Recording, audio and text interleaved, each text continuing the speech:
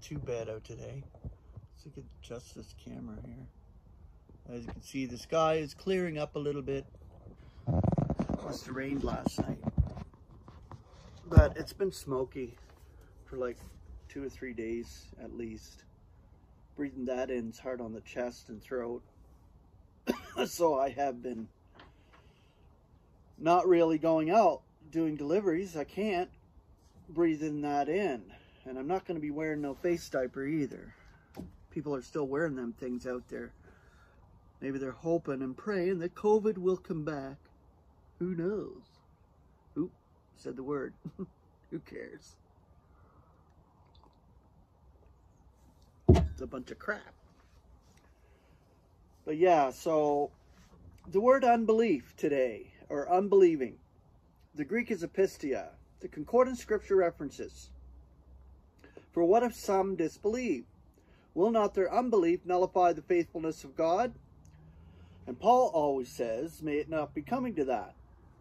Throughout Romans, you see that in many instances where Paul says, may it not be coming to that. That's a good thing, because we don't want it to be coming to that. Consummating whatever it is. Romans 11:23.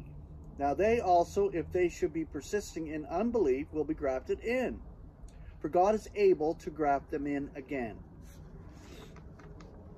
Romans 4:20. Yet the promise of God was not doubted in unbelief, but he was invigorated by faith, giving glory to God, being fully assured also that what he has promised, he is able to do also. Romans 11:20.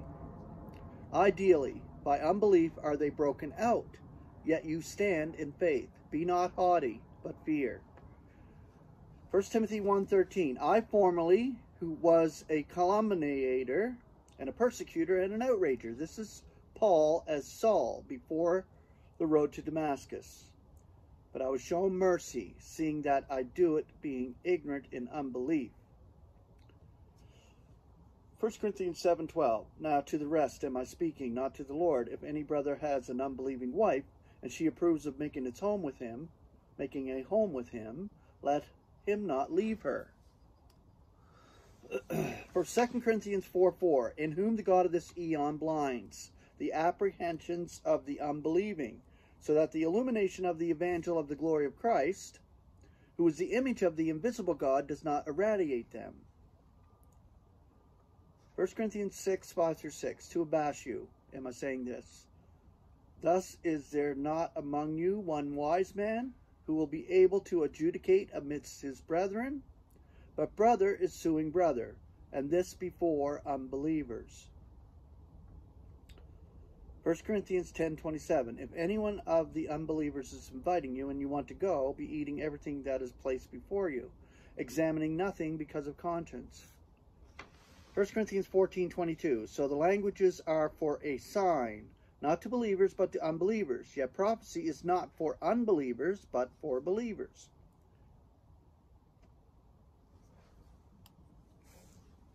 2 Corinthians 6:14, do not become diversely yoked with unbelievers.